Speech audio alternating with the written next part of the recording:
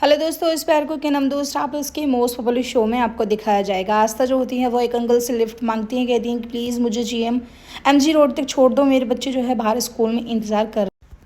Uncle जो होते हैं वो लिफ्ट देने के लिए तैयार हो जाते हैं। फिर उसके बाद आस्था जो होती है वो कहती है कि तुम तो बहुत कम स्पीड से जो है स्कूटी को चला रहे हो, लाओ स्कूटी में चलाती हूँ। अंकल जो होते हैं वो स्कूटी वाले वो पीछे बैठ जाते हैं। आस्था स्कूटी को खुद से दौड़ाने लगती हैं कि तभी अचानक से सामने ऑटो आ जाता है जिसमें वो तीनों आदमी होते हैं जिन्होंने आस्था का किडनैप करके रखा था। उधर निरंजन जो होते हैं बहुत ज़्यादा खुश हो रहे होते हैं, उन्हें तो यही लगता है कि मैं जो है जीत गया हूँ।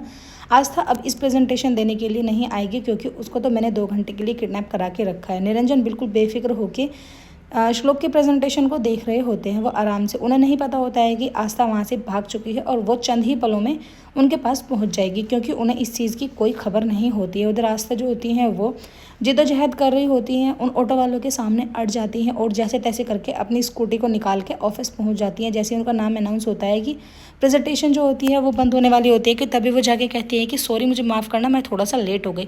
आस्था को देखकर जो निरंजन होते हैं उनके होश उड़ जाते हैं एकदम से ये देखकर कि आखिर वो यहाँ पर पहुँची तो पहुँची कैसे, क्योंकि उनकी तो बाहर हो गई।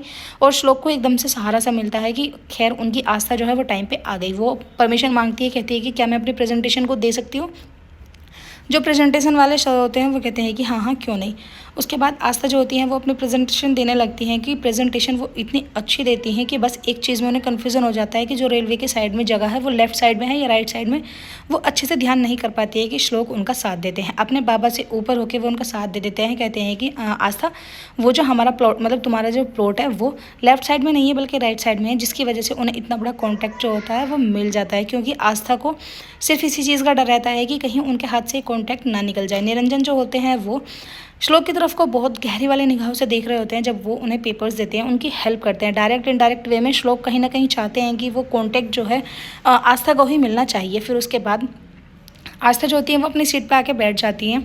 जो फाइनल डिसीजन आता है वो यही निकल के आता है कि सबसे बेस्ट जो प्रेजेंटेशन थी वो श्लोक की थी, लेकिन कहीं ना कहीं जो आस्था ने अपनी प्रेजेंटेशन दी है उसने एकदम मन ही जीत लिया है। क्योंकि हम चाहते हैं कि जैसा आस्था कह रही है कल्चर को जोड़ कर रखना चाहती है प्रकृति से, तो ऐसा ही हम चाहेंगे। ये कॉन्टैक्ट जो है वो हम आस्था को ही देते हैं। तभी आस्था जो होती है बहुत ज़्यादा खुश होने लगती है। सभी जो होते हैं वो ताली बजाते हैं, कहते हैं कि अंजलि अग्निहोत्री की कंपनी को ये कॉन्टैक्ट जो है वो मिलेगा।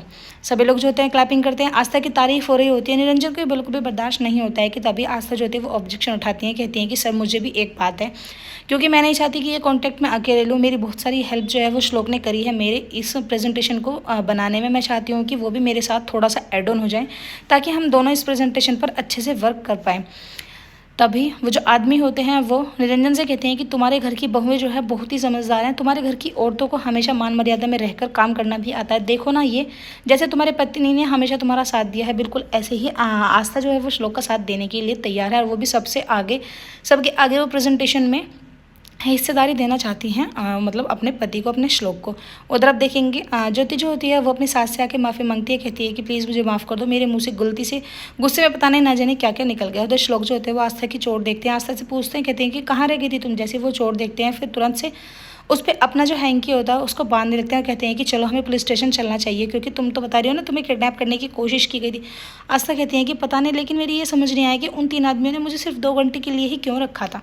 आस्था जो होती हैं वो डायरेक्ट इनडायरेक्ट वे में निरंजन की बात बताना चाहते हैं क्योंकि उन्हें भी कहीं ना कहीं शक है, लेकिन श्लोक कहाँ किसी के सुनने वाले हैं। और जहाँ की उनके बाबा के सवाल हो तो वो किसी की बात को इग्नोर बिल्कुल भी नहीं सुनते, सारी बातों को इग्नोर कर देते हैं। उधर बाबा जो होते हैं वो श्लोक को फ़ोन करते हैं, कहते हैं कि बेटा कहाँ हो तुम, आधे घंटे के अंदर अंदर मुझे ऑफिस में मिलो क्योंकि बहुत अर्जेंट मीटिंग है। एपिसोड की एंडिंग तो ऐसी हो जाती है फ्रेंड्स। आने वाले एपिसोड्स में आपको दिखाया जाएगा निरंजन जो होते हैं आस्था को रास्ते से हटाने का एक सुझाव निकालते हैं। वो कहते हैं कि जब तक ये आस्था मेरे रास्ते से नहीं हटेगी जब तक मैं अपनी जिद में कामयाब नहीं होंगे। वीडियो अच्छा लगा लाइक करें, चैनल को सब्सक्राइब करें। थैंक